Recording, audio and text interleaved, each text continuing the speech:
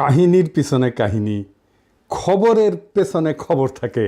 আপনারা সকলেই জানেন বাংলাদেশের সাথে আমেরিকার সাফল্যজনক বাণিজ্য চুক্তি চূড়ান্ত হয়েছে এবং এর ফলে বাংলাদেশের উপর প্রেসিডেন্ট ট্রাম্প 35% থেকে শুল্ক 20% নামাইয়ে নিয়ে আসছে। এর পেছনে কি কাহিনী আর এই খবরের কি মানে বাংলাদেশের জন্য, সেটা নিয়ে আজকে কথা বলবো। আমি 31 মার্চ 2025 একটা এপিসোড করেছিলাম আমেরিকার হৃদয়ে জয়, বাংলাদেশের অবিশ্বাস্য মিশন। আজকের এই এপিসোড দেখার পরে যদি আরও টাইম থাকে তাহলে দেখবেন ওই আগের এপিসোড। এই বাণিজ্য চুক্তি ঠিক একই কৌশলে হয়েছে। যাই হোক, আসেন সেই পেছনের আলাপ আমরা আল্লাহর নামে শুরু করি। এখন প্রথমে আমেরিকার সাথে বাংলাদেশের কী সব বিষয় নিয়ে কথা হয়েছে সেটা দেখা যাক। প্রেসিডেন্ট ট্রাম্প এপ্রিলের 2 তারিখে যে সমস্ত দেশের সাথে আমেরিকার বাণিজ্য বৈষম্য আছে তাদের উপর তিনি ব্যাপক হারে শুল্ক বৃদ্ধির ঘোষণা দেন। এরপর পরই আমাদের প্রধান উপদেষ্টা প্রফেসর ইউনূস ট্রাম্পকে একটা পত্র লেখেন, এই নতুন শুল্কের প্রয়োগ 90 দিনের জন্য স্থগিত করার অনুরোধ করেন। এই চিঠিতে ট্রাম্প এই অনুরোধ গ্রহণ কইরা বাংলাদেশ সহ সকল দেশকে 90 দিন সময় দিয়ে বলেন যে এর মধ্যে তাদেরকে আমেরিকার সাথে চুক্তিবদ্ধ হইতে হবে এই মর্মে যে তারা বাণিজ্য বৈষম্য দূর করার বিভিন্ন কার্যকর পদক্ষেপ নেবে। বাণিজ্য বৈষম্য বলতে কি বোঝায় তা আপনারা জানেন। তাও বলি, আমরা আমেরিকায় যে পরিমাণে টাকার পণ্য রপ্তানি করি, আমেরিকা আশা করে আমরাও সেই পরিমাণে পণ্য আমাদের দেশে আমদানি করব। আমেরিকাও আমাদের দেশে রপ্তানি করতে চায় সেই পরিমাণে পণ্য। খুব স্বাভাবিক চাওয়া, তাই না? ন্যায্য চাওয়া। সেটা না হইলেই বাণিজ্য বৈষম্য হয়। ইন্ডিয়াও ওই একই কাজ করে আমাদের সাথে, মানে আমাদের দেশে বেচে 100 টাকা আর আমাদের দেশ থেকে কেনে 4 আনার জিনিস। যাই হোক, ট্রাম্পের কাছে পাঠানো প্রফেসর ইউনূসের চিঠিতে আমরা জানতে পারলাম যে এর 2 মাস আগে তিনি হাই রিপ্রেজেন্টেটিভ ডক্টর খলিলুর রহমানকে, তিনি বর্তমানে একই সাথে জাতীয় নিরাপত্তা উপদেষ্টা, তাকে ওয়াশিংটনে পাঠাইছিলেন আমেরিকার কাছে এই প্রস্তাব দিতে যে বাংলাদেশ স্বতঃপ্রণোদিত হইয়া আমেরিকার সাথে তার বাণিজ্য বৈষম্য দূর করার পদক্ষেপ নিতে চায়। নিজে থেকেই বলছে বাংলাদেশ সর্বপ্রথম দেশ যে আমেরিকার কাছে এই ধরনের প্রস্তাব দেয়, দুনিয়ার মধ্যে প্রথম দেশ। এটা মাথায় রাখেন, লিখে রাখেন। চিন্তা কইরা দেখেন, ট্রাম্পের অ্যাকশনের 2 মাস আগেই প্রফেসর ইউনূস এবং ডক্টর খলিল বুঝতে পারছিলেন যে ট্রাম্প বাণিজ্য বৈষম্যের বিষয়ে অ্যাকশন নেবেন এবং তাই তারা এই আগাম পদক্ষেপ নেন। ট্রাম্প যখন এপ্রিলে শুল্ক বৃদ্ধির ঘোষণা দিলেন ততদিনে কিন্তু বাংলাদেশ বাণিজ্য বৈষম্য কমাই আনার কাজ শুরু করে দিচ্ছে, মানে আমরা আগাইছিলাম। ট্রাম্পের কাছে লেখা প্রফেসর ইউনূসের চিঠির একটা বিষয় লক্ষ্য করলে বোঝা যাবে যে তিনি বাণিজ্য বৈষম্য কমানোর এই কাজে আসলে কি হাসিল করতে চাইতেছেন। তিনি বলছেন যে বাংলাদেশ আমেরিকার কাছ থেকে অধিক পরিমাণে কৃষি পণ্য ক্রয় কইরা বাণিজ্য ঘাটতি মেটানোর চেষ্টা করবে। এটারে আমি বলছিলাম হার্টল্যান্ড, হৃদয় জয়। হার্টল্যান্ড মানে যে সমস্ত আমেরিকার প্রদেশ কৃষি পণ্য তৈরি করে। আমি ওই ভিডিওতে বলছিলাম হার্টল্যান্ড। এডিটর সাহেব এটা দেখা দেন না, সবাই না দেখুক আমি কি কইছিলাম।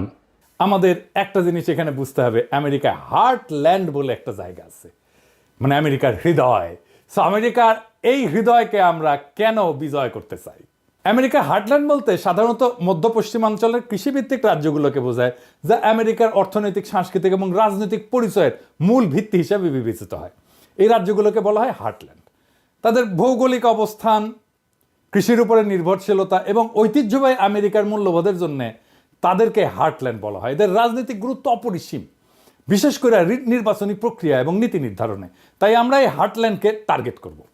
দেখলেন তো কৃষি পণ্যের উপর তিনি জোর দিলেন কেন? এটা আমার ওই ভিডিওতে আছে।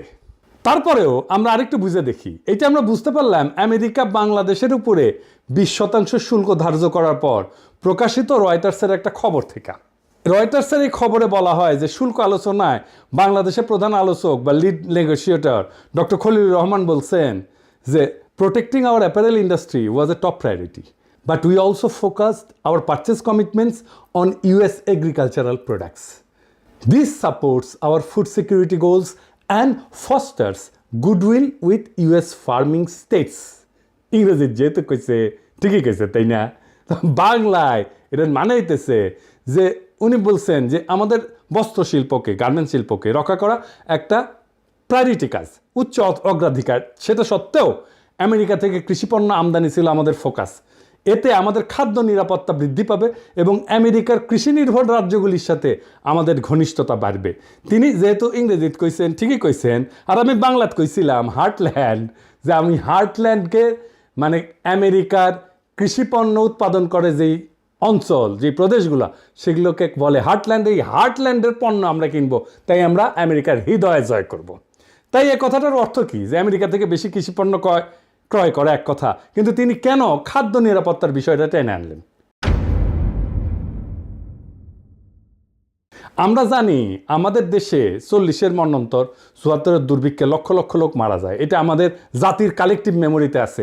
যুদ্ধকালীন সময় এত লোক কিন্তু মারা যায় না। এরপর অপুষ্টিতে মারা যায় অগণিত মানুষ। এই স্মৃতি আমাদের এখনো তাড়া কইরা বেড়ায়। ফলে খাদ্য নিরাপত্তা আমাদের চিন্তার ডিএনএর ভিতরে ঢুকে গেছে এবং হইয়া দাঁড়াইছে আমাদের জাতীয় নিরাপত্তার 1 নম্বরের অগ্রাধিকার। খলিল ভাইকে যখন জাতীয় নিরাপত্তা উপদেষ্টা করা হলো, তখন চারিদিক দিয়ে কি হাউকা, উনি নিরাপত্তার কি বুঝেন? এবার বুঝ, নিরাপত্তা কারে বলে? খাদ্য নিরাপত্তা আমাদের জাতীয় নিরাপত্তার 1 নম্বর অগ্রাধিকার। খাদ্য কি মিলিটারি এলিমেন্ট নাকি রে বক্সোদ? আমেরিকা থেকে আমরা মোটা দাগে গম, সোয়াবিন আমদানি করি, সেই সাথে কিছু পরিমাণে ভুট্টাও কিনি। খাদ্যবস্তু ছাড়া আমরা তুলাও আনি সেই দেশ থেকে। আমাদের গম আমদানির প্রধান উৎস হচ্ছে ইন্ডিয়া, তার সাথে আছে রাশিয়া আর ইউক্রেন। রাশিয়ার উপর আমেরিকার স্যাংশন আছে, সে কারণে ওখান থেকে গম আমদানি আর সম্ভব না। ইউক্রেনের তো যুদ্ধগ্রস্ত, সেখান থেকেও আমদানি সম্ভব না, আর আমদানির পরিমাণ অনিশ্চিত। বাকি থাকে ইন্ডিয়া। ইন্ডিয়া থেকে আমাদের খাদ্যদ্রব্য আমরা বিনা পয়সায় তো কিনি না, তাই না? তাও এর সম্পূর্ণ মূল্য আমরা পরিশোধ করি। তবু আমরা দেখতে পাই ভারত প্রায় বিনা নোটিশে খাদ্যবস্তু এবং অন্যান্য পণ্যের উপরে রপ্তানি বাধা আরোপ করে, রপ্তানি বন্ধ করে দেয়। এমনকি চাল রপ্তানি বন্ধ করে দিছিল। শুধু তাই না, আবার কইয়া বেড়ায় হাঙ্গারে নাকি ওরা খাওয়ায়, খিলায়। ওরা না খেলে নাকি আমরা চলতেই পারবো না, আমরা না খেয়ে মরবো। আমরা টাকা দিয়ে শুধু ভারতীয় পণ্য কিনলেই চলবে না, আমাদের কৃতজ্ঞ থাকতে হবে যে ইন্ডিয়া আমাদের বেচিচ্ছে। চিন্তা করেন, মানে ইন্ডিয়া আমাকে মারবে, আবার টাকাও নিবে। হ্যাঁ, বুঝেছাও? এটা হইতেছে ইন্ডিয়া। তো ওদের কাছ থেকে কেন কিনবো আমরা? ওদের ভোমা ভোমা ইন্ডিয়ান পেঁয়াজ ছাড়া চলিচ্ছে না আমাদের। এক সময় বলতো না ইন্ডিয়ান পেঁয়াজ ছাড়া আমাদের চলবে না, চলে, এখন চলিচ্ছে আমাদের পেঁয়াজ ছাড়া। ওদের ধরে চটাস চটাস করে থাপ্পড় মারবেন যারা এটা কথা বলতো এক সময়। ইন্ডিয়ান ফ্যাক্টরি যেগুলো বাংলাদেশে বানাইছে না, বন্ধ করো কয়ে দিলাম আগে, নয়তো ধানমন্ডি 32 নাম্বার কইরা দেবো, পরে আবার কয়েও না, সাবধান করি নাই। তার মানে ধরেন আমাদের যখন বিশেষ প্রয়োজন, তখন এমন অবস্থা হইতে পারে যে ভারত আমাদের খাদ্য রপ্তানি বন্ধ করে দিচ্ছে। এই তো কয়েকদিন আগে পাকিস্তানের সাথে যুদ্ধের প্রাক্কালে আমরা দেখলাম যে ইন্ডিয়া পাকিস্তানের সিন্ধু নদীতে পানি প্রবাহ একতরফাভাবে বন্ধ করে দিছে, যে কাজটা পূর্বের কোনো যুদ্ধকালে সে করে নাই। অর্থাৎ পানিকে ভারত অস্ত্র হিসেবে ব্যবহার করেছে। ভারত যে ভবিষ্যতে খাদ্যদ্রব্যকে অস্ত্র হিসেবে ব্যবহার করবে না, তার কোনো গ্যারান্টি আছে? তো জাউরা ও করবে না, এমন কোনো কাজ নাই। আমি মোটামুটি নিশ্চিত আমেরিকা থেকে অধিক পরিমাণে খাদ্যদ্রব্য আমদানি করার সিদ্ধান্তের পিছনে প্রফেসর ইউনুস এবং খলিল ভাই এই ভাবনাটাকে বিশেষ বিবেচনায় রাখছেন। ফলে ইন্ডিয়া আমাদের প্রয়োজনের সময় খাদ্য রপ্তানি বন্ধ কইরা আমাদের উপরে চাপ দিতে পারবে না। এই একই কথা তুলা আমদানির ক্ষেত্রেও প্রযোজ্য। বাংলাদেশকে টাইট দেওয়ার একটা বড় অস্ত্র এভাবে ভারতের হাত থেকে নীরবে সরাইয়া নিছেন প্রফেসর ইউনুস আর ডক্টর খলিল। সাবাস, বাঘের বাচ্চা। এইবার আমাদের তো পার্টি সং বাজানো উচিত। এডিটর সাহেব, একটা পার্টি সং দেন। আমার বিশ্বাস প্রফেসর ইউনুস আর ডক্টর খলিল এই কাজগুলা করেছেন বাংলাদেশের স্বার্থ বিবেচনা কইরা। ভারতের ক্ষতি করা তাদের অবশ্য উদ্দেশ্য ছিল না, কিন্তু ভারতের যেতে ক্ষতি হইল সেটা তারা সারা জীবন মনে রাখবে। একে তো খাদ্যদ্রব্য রপ্তানি হঠাৎ করে বন্ধ করে আমাদের মতো বাংলাদেশকে বিপদে ফেলায় ভারত তার হীন স্বার্থ আর কখনো হাসিল করতে পারবে না। সেই সাথে ভারত আরও একটা বড় ক্ষতি হইল, বাংলাদেশে তার যে খাদ্যদ্রব্য এবং তুলার মার্কেট সেটা এখন অনেক ছোট হয়ে যাবে। ভারতের সাথে আমাদের যে বিশাল বাণিজ্য ঘাটতি ছিল সেটা অনেকটাই কমে যাবে। অর্থাৎ বাণিজ্য ঘাটতি কমাইতে ট্রাম্প যেটা দুনিয়ার সঙ্গে প্রকাশ্যে করতেছেন, প্রফেসর ইউনুস আর খলিল ভাই ভারতের সঙ্গে তলে তলে সেই কামটাই সারলেন, কিন্তু কেউই সেটা আগে ভাগে আন্দাজ করতে পারলেন না। এটারে কয় চাপা মায়ের হয়, এটাতে কিন্তু সাউন্ড হয় না। একই সাথে আর একটা ঘটনা ঘটলো, কি সেটা? আমেরিকার কৃষিপণ্যের লবি হইতেছে সেই দেশের সবচেয়ে শক্তিশালী লবি, মানে যে সমস্ত প্রদেশ কৃষিপণ্য তৈরি করে সেই প্রদেশগুলোর যারা এমপি মিনিস্টার আর কি, বুঝছাও। আমরা 18 কোটি বাংলাদেশি সহজেই আমেরিকার কৃষি পণ্যের একটা বৃহৎ বাজারে পরিণত হতে পারি। আমরা যদি আমেরিকার এই সমস্ত পণ্যের বড় ক্রেতা হই, তাহলে এই যে লবি, যে সমস্ত জায়গায় কৃষি পণ্য তৈরি হয়, সেই সমস্ত প্রদেশের এমপি, মিনিস্টার, মন্ত্রী, এদের সাথে, এদের লবির সাথে আমাদের নিবিড় ঘনিষ্ঠতা হওয়া সময়ের ব্যাপার। আর আমেরিকার যেসব রাজ্য কৃষি পণ্য উৎপাদন করে, সেখানকার রাজনীতিতে, নির্বাচনে কৃষি লবি অনেকটা নির্ধারণী ভূমিকা পালন করে। ফলে এই সমস্ত রাজ্যের সিনেটর, কংগ্রেসম্যান, গভর্নরেরা কিছুকালের মধ্যে আমাদের পকেটে থাকবে, আমাদের হাতের মধ্যে থাকবে।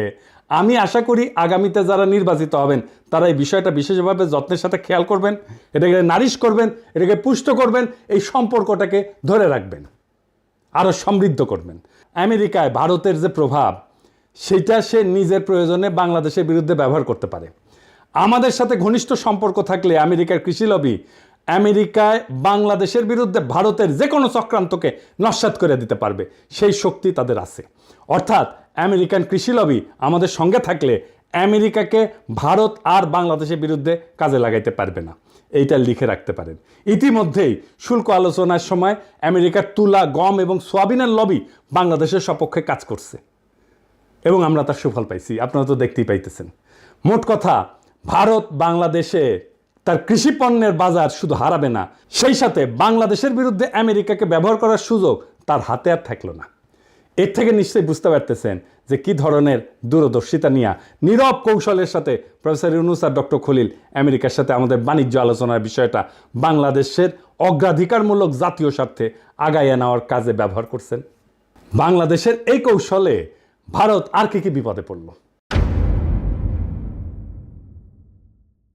ভারত আমেরিকার কৃষি পণ্যের উপরে, মানে আমেরিকা থেকে ইন্ডিয়াতে যে সমস্ত কৃষি পণ্য রপ্তানি হয়, তার উপরে 40% শুল্ক ধার্য করে।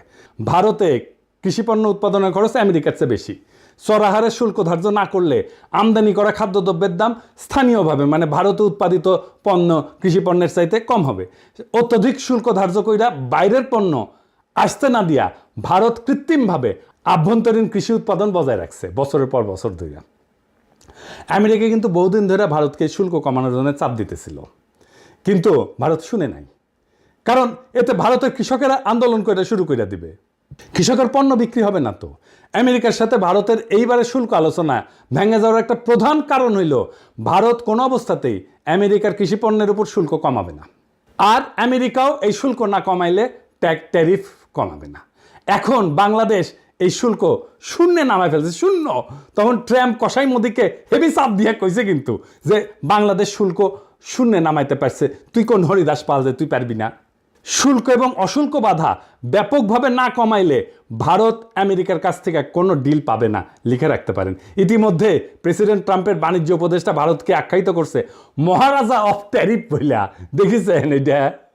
The math of this, every American needs to understand because it's related to the trade situation. You start with the fact that India is the Maharaja of tariffs. It's the highest tariffs in the world. তো ইন্ডিয়ার সমস্যা হইল কৃষি শুল্ক বিপুলভাবে কমাইলে সারা ভারতের কৃষক সমাজ একযোগে কসাই মোদির পাছার চামড়া তুলে ফেলবে। বুঝা দেখেন কসাই মোদি কি একটা পেজগির মধ্যে পড়েছে। ও কৃষি শুল্ক না কমাইলে ট্রাম্প $20 দিবে, ভারতের উপরে অলরেডি 25%-এর উপর আরও 25%, মোট 50% শুল্ক ধার্য কইরা ট্রাম্প ডলা দেওয়ার কাম শুরু করে দিছে। ডাবল ফোন মারা গাইছে। এডিটেড সাহেব পার্টি সং হবে এবার, সাকবুম সাকবুম। হাসিনা জিতে যায় না, সাগর শুকায় যায়। ওই খালি ধ্বংস, অভিশাপ আর দুঃসংবাদ বইয়া নিয়ে আসে। প্রিয় ভারতবাসী, রাখেন, আরও বেশি দিন রাখেন, ডাইনিরে আশ্রয় দেন, আর অসাম্প্রদায়িক সেকুলার লিবারাল ফোন মারা খাইতে থাকেন। কি হইল এডিটর সাহেব, আপনি মাইন্ড করছেন মনে হয়, রাগিচ্ছেন কেন? হ্যাঁ, আমি মুখ খারাপ করেছি? আমি কথা কইনি তো, আমি ফোন মারার কথা কইছি। হ্যাঁ, ডাবল ফোন মারা মানে ইনকে করে ডাবল ফোন মারা খাবি। আর আমরা গান গামু, ও যখন ডাবল ফোন মারা খাবি না, তখন আমরা গান গামু, তোমার কোন কোন জায়গায় ব্যথা গো বান্ধবী ললিতা। আবার অন্যদিকে ভারতের কৃষকেরা হাতে মুগুর নিয়ে অপেক্ষা করতেছে, কসাই মোদি কৃষি শুল্ক কমাইলে মুগুরের বাড়ি একটা মাটির পড়বি না। ইন্ডিয়ার কৃষকরা কিন্তু বেশিরভাগই শিখরা কিন্তু তলোয়ার নিয়ে চলে, বেশি তেরিবেরি করলে কল্যাণ নামে দিবি একেবারে। আমেরিকার সাথে বাণিজ্য শুল্কের বিষয়ে বাংলাদেশ যে কি পদক্ষেপ নিতে যাচ্ছে এবং ভারতের জন্য সেটা যে কি ক্ষতির কারণ হইতে পারে, এই বিষয়টা কিন্তু ভারত মার্চ মাসের মধ্যে টের পেয়েছিল। তখন থেকেই তারা এই ডক্টর খলিলের বিরুদ্ধে ক্রমাগত অপপ্রচার চালানো শুরু করছে। তাকে খেতাব দিছে ডেঞ্জারাস ম্যান হিসেবে। সে তো অবশ্যই ডেঞ্জারাস ম্যান, ইন্ডিয়ার জন্য অবশ্যই সে ডেঞ্জারাস ম্যান। তার বিরুদ্ধে ভারতের মিডিয়ায় যে জঘন্য অপপ্রচার করছে, সেটা পুনঃপ্রচার করছে বাংলাদেশের কতিপয় জঘন্য ভারতীয় এজেন্ট এবং বাংলাদেশের কিছু মিডিয়া। এই সমস্ত মিডিয়াকে আমরা চিনে রাখছি, এই সমস্ত মিডিয়ার পাছার চামড়া আমরা তুলে দেব, মাইন্ড ইট। এর মধ্যে প্রধান হইতেছে ওয়াকারের পথ বালক। সে আমাদের বাণিজ্য ডিল যেন না হয় সেজন্য নন ডিসক্লোজার এগ্রিমেন্ট এটা ফাঁস করে দিল। একটা জিনিস মাথায় রাখবেন, অ্যান্টি হাসিনা মানে কিন্তু অ্যান্টি ফ্যাসিস্ট না, অ্যান্টি ইন্ডিয়া না। ওয়াকারের পথ বালক হাসিনার শাসনের বিরুদ্ধে ছিল মানে সে ইন্ডিয়ার আধিপত্যবাদের বিরুদ্ধে না। ও যা যা করছে বা করতেছে সব কিছু এখন ইন্ডিয়ার পক্ষে যাইতেছে। আমি আপনাকে একটা সিম্পল একটা এক্সারসাইজ দিই। হ্যাঁ, ধরেন আগামীর বাংলাদেশ কেমন হবে সেটা আমাকে যদি লিখতে বলেন, আমি লিখলাম। ধরেন কি লিখবো সেটা আপনারা বুঝতে পারেন না। বাংলাদেশের সকল প্রগতিশীল 2-3% লোক ছাড়া সবাই সেটা মাইনে নেবে, গ্যারান্টি দিলাম। কারণ আমি কি রাষ্ট্র চাই সেটা আমার 1000-এর বেশি ভিডিও আছে, 20টার বেশি বই আছে, এটা তার নিশানা আছে। আর ওয়াকারের পথ বালক যে রাষ্ট্র বানাবে ওরে প্রস্তাব করতে বলেন সেই রাষ্ট্রে বাংলাদেশের সাধারণ মুসলমান থাকতে পারবে কিনা, ইমান আকিদা নিয়া। যদি পারে আমি আমার কান কেটে কুত্তা দিয়ে খাওয়াবো। ও কি লিখছে রাষ্ট্র সম্পর্কে, রাষ্ট্র ধারণা সম্পর্কে, ওর ইডিওলজি সম্পর্কে সব লেখা আছে, চায় দরকার হলে দেখায় দেব। ও কেমন রাষ্ট্র চায় সে সেটা নানা সময় বলছে, আমি আর বিস্তারিত গেলাম না। ওরে বাংলাদেশে স্পেস দেবেন না, ওরা সবসময় দাবরানির উপরে রাখবেন। ও বাংলাদেশের শত্রু, ও ইন্ডিয়ার একটা এজেন্ট, ও একটা ওয়াকারের পথ বালক। আপনি নিশ্চয়ই লক্ষ্য করছেন খলিল ভাই সমস্ত অপপ্রচারে পাত্তাই দেন নাই। উনি ঠান্ডা মাথার মানুষ, অবিচলভাবে তার কাজ চালায় গেছেন। আমি সবসময় দেখছি উনি কথা কম কাজ বেশি, এটাই হইল তার কাজের ধরন। প্রফেসর ইউনূস কিন্তু পুরা সময়টাই খলিল ভাইয়ের উপরে তার আস্থা অক্ষুণ্ণ রাখছেন, আমরা খেয়াল করছি। কারণ তিনি জানতেন যে এই আলোচনা অত্যন্ত কঠিন এবং জটিল। এই সমস্ত বিষয়ে সফল নেগোসিয়েশন চালানোর জন্য এমন একজনের প্রয়োজন যিনি একই সঙ্গে আন্তর্জাতিক বাণিজ্য আলোচনা, অশুল্ক বাধা, কূটনীতি, জাতীয় নিরাপত্তার বিষয়ে যথেষ্ট জ্ঞানী এবং অভিজ্ঞ। প্রফেসর ইউনূস ন্যাচারালি এই গুণগুলি পাইছিলেন একমাত্র ডক্টর খলিলের মধ্যে। কেন পাইছিলেন জানেন? আমি আগে বলছিলাম, আসেন আবার একটু দেখি। খলিল ভাই জাতিসংঘের বাণিজ্য এবং অর্থনৈতিক সংস্থা আংটাডের উচ্চ পদে দায়িত্ব পালন করছেন দীর্ঘ 25 বছর। অর্জন করছেন বাণিজ্য এবং বাণিজ্য আলোচনার গভীর জ্ঞান, বিস্তৃত অভিজ্ঞতা। 2001 সালে অনুষ্ঠিত জাতিসংঘের স্বল্পোন্নত দেশ সংক্রান্ত সম্মেলনের প্রোগ্রাম অফ অ্যাকশন রচনার দায়িত্ব পড়ে উনার হাতে। এই প্রোগ্রাম অফ অ্যাকশনের একটা বড় অর্জন ছিল স্বল্পোন্নত দেশগুলোর পণ্যসমূহকে ইউরোপিয়ান ইউনিয়ন কর্তৃক শুল্ক কোটাবিহীন অর্থাৎ duty free, quota free access দেওয়া, প্রবেশাধিকার দেওয়া। এভরিথিং বাট আর্মস এই নামের এই উদ্যোগের প্রধান প্রণয়নকারী ছিল এই আমাদের খলিল ভাই। এই যে গার্মেন্টস আসতেছে বিনা শুল্কে ইউরোপে, সেটা খলিল ভাইয়ের কারণে। ইউরোপিয়ান কমিশনের সাথে এই বিষয়ে তাকে মাসের পর মাস আলোচনা চালাইতে হয়েছিল। আমি গত বছর যখন তার প্রথম ইন্টারভিউটা করি তখন বলছিলাম যে তার এই অবদানের কারণে আজ বাংলাদেশে পোশাক শিল্প বিশালতা অর্জন করছে এবং আমাদের গার্মেন্টস শিল্পের একটা বড় ঋণ আছে তার কাছে। আর এই গার্মেন্টস মালিকদের অনেক পত্রিকায় খলিল ভাইয়ের পিছে লাগছিল। ওই যে কথায় আছে না, বাঙ্গু যে উপকার করে তার পিছে সে লাগে। আর আজ 2 যুগ পরে খলিল ভাই আমেরিকার সাথে সফলভাবে শুল্ক আলোচনা কইরা গার্মেন্টস শিল্পকে রক্ষা করলেন। তিনি কিন্তু আজ পর্যন্ত এর জন্য কোনো ধরনের আত্মপ্রচার করেন নাই, ক্রেডিট চান নাই, নেনও নাই। এইবার অশুল্ক বাধার বিষয়ে আসি। আংটাড, বিশ্বব্যাংক, বিশ্ব বাণিজ্য সংস্থা, IMF, ইন্টারন্যাশনাল ট্রেড সেন্টার এই সমস্ত প্রতিষ্ঠানের সমন্বয়ে গঠিত জাতিসংঘ সিস্টেমের অশুল্ক বাধা সংক্রান্ত ইন্টার এজেন্সি গ্রুপের চেয়ারপারসন ছিলেন এই ডক্টর খলিল। চেয়ারপারসন, জি। অশুল্ক বাধা বিষয়ে বিপুল জ্ঞান এবং অভিজ্ঞতা না থাকলে বিশ্বব্যাংক, বিশ্ব বাণিজ্য সংস্থা অথবা IMF কি তাকে ওই গ্রুপের চেয়ারপারসন হিসেবে মাইনে নিত? বাংলাদেশের আর কেউ কি এই পজিশনে কাজ করছে কোনোদিন? আমি সম্পূর্ণ নিশ্চিত আপনারা আর একজনকেও বাড়তি দিয়ে খুঁজে পাবেন না। কূটনীতি এবং জাতীয় নিরাপত্তার বিষয়ে খলিল ভাইয়ের দক্ষতা এবং পারঙ্গমতা তো আমরা আমেরিকার সাথে সফল বাণিজ্য আলোচনাতেই দেখলাম, আপনারাও দেখছেন। এ বিষয়ে আমার বাড়তি কিছু বলার নাই। তিনি আলোচনার শেষে একটা ইন্টারভিউ দিছিলেন 15 মিনিটের। এই ইন্টারভিউতে তিনি যে সহজ সুন্দরভাবে একটা অত্যন্ত কঠিন জটিল বিষয়কে বর্ণনা করছেন সেটা সকলের শোনা উচিত। এটার লিঙ্ক আমি ডেসক্রিপশন বক্সে দিয়ে দিতেছি, আপনারা সকলে শুনবেন এবং অনেক বিষয় চালাইয়া বুঝতে পারবেন। বাংলাদেশের এইটা একটা বড় সংকট। বাংলাদেশের সত্যিকার অর্থে যারা দক্ষ মানুষ, বাংলাদেশে যারা সত্যিকার অর্থে আন্তর্জাতিক মানের প্রফেশনাল, বাংলাদেশের সত্যিকার অর্থে যারা আন্তর্জাতিক মানের ইন্টেলেকচুয়াল ক্যাপাসিটি আছে, যাদের প্রফেশনাল ক্যাপাসিটি আছে, যাদের তাদেরকেই বাংলাদেশে যথেচ্ছ অপমান করাটাই হইতেছে এক শ্রেণীর বাঙ্গু এলিটদের সবসময়ের কাজ। এবার আর একটা বিষয় আসি। আমেরিকার আভ্যন্তরীণ বাজার হইল সারা পৃথিবীর মধ্যে সবচেয়ে বড় কনজিউমার মার্কেট। বাংলাদেশের সাথে আমেরিকার সাফল্যজনক বাণিজ্য চুক্তি এই বিশাল মার্কেটের দরজা বাংলাদেশের জন্য খুলে দিছে। এইরকম অভূতপূর্ব সুযোগ জাতির জীবনে বারে বারে আসে না। এখন আমাদের সকলের উচিত সমবেতভাবে এই সুযোগকে সম্পূর্ণভাবে কাজে লাগায় বাংলাদেশকে দক্ষিণ এশিয়ার সবচেয়ে শক্তিশালী অর্থনীতি হিসেবে দ্রুত রূপান্তরিত করা। কি পরিমাণে চাকরি তৈরি হবে কল্পনাও করতে পারতেছেন না। আমি বিশ্বাস করি আগামী 5 বছরের মধ্যেই এই কাজটা করা সম্ভব। বাংলাদেশ দক্ষিণ এশিয়ার সবচেয়ে শক্তিশালী অর্থনীতি হিসেবে দাঁড়ায় যাবে। আগামী 5 বছর লিখে রাখতে পারেন, যদি আমাদের মাথা ঠিক থাকে আর যদি ওয়াকারের পথ বালকেরা বেশি লাফালাফি না করে। আগামী নির্বাচনে অংশগ্রহণকারী সকল দলকে আমি আহ্বান জানাই যে তারা যেন এই বিষয়টা তাদের নির্বাচনী ম্যানিফেস্টোতে গুরুত্বের সাথে উল্লেখ করেন এবং এই উদ্দেশ্য অর্জনে কী কী পদক্ষেপ নেবেন তা বিস্তারিতভাবে বর্ণনা করেন। আমি আশা করি নির্বাচনের আগে এই বিষয়ে অন্তর্বর্তীকালীন সরকার যে সমস্ত পদক্ষেপের সূচনা করবেন তার প্রতি সকল মহলই পূর্ণ ও সক্রিয় সমর্থন দেবেন। সবশেষে একটা কথা না বললেই না। আমেরিকার সাথে বাণিজ্য আলোচনার এই দ্বিতীয় রাউন্ডের আগে খলিল ভাইয়ের বড় ভাই অসুস্থ হয়ে ঢাকার এভার কেয়ার হসপিটালে ভর্তি হন এবং তাকে লাইফ সাপোর্টে রাখা হয়। আমরা জানলাম, খলিল ভাইকে জানানো হইল এবং খলিল ভাই দ্রুত ওয়াশিংটন থেকে ঢাকায় আসেন ভাইয়ের পাশে দাঁড়ানোর জন্যে। এইরকম একটা অবস্থায় আলোচনার দ্বিতীয় রাউন্ড শুরু হয়।